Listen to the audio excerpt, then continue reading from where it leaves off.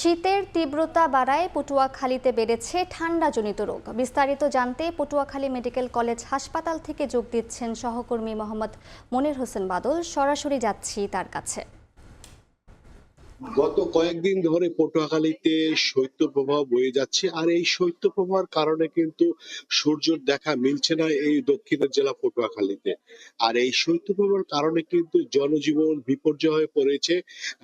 সূর্যের দেখা না পায় ঘন কুয়াশায় আচ্ছন্ন হয়ে গেছে এই পটুয়াখালী।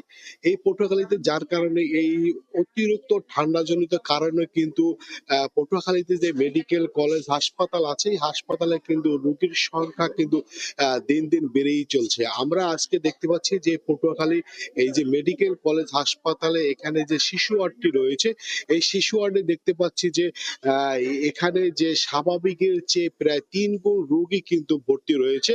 আমরা এখানে যারা রয়েছে যে শিশুদের শিশুদের মা বাবা যারা রয়েছে তাদের সাথে কথা বলেছি, তারা যে এবং যারা এখানে যে চিকিৎসক রয়েছে এবং তাদের সাথে কথা বলেছি, তারা যে বিষয়টা জানিয়েছে অতিরিক্ত ঠান্ডার কারণে কিন্তু নিউমোনিয়া, সর্দি, কাশি এই রোগীর সংখ্যা বেশি বেড়েছে। এছাড়া কিন্তু এর পাশাপাশি কিন্তু ডায়রিয়াটাও রয়েছে।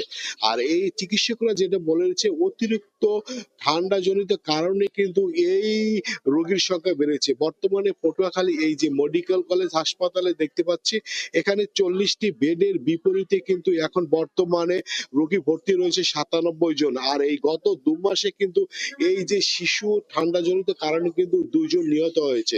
এ বিষয়ে আমি এখানে যে তত্ত্বাবধায়ক রয়েছে দিল্লব ইয়াসমিন লিজা, তার সাথে কথা বলেছি।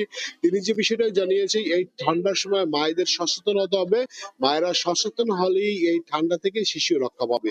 এই ছিল পটুয়াখালী মেডিকেল কলেজ হাসপাতাল থেকে আমার কাছে আজকে ঠান্ডাজনিত রোগের সর্বশেষ। আমরা এতক্ষণ সরাসরি যুক্ত ছিলাম পটুয়াখালীতে।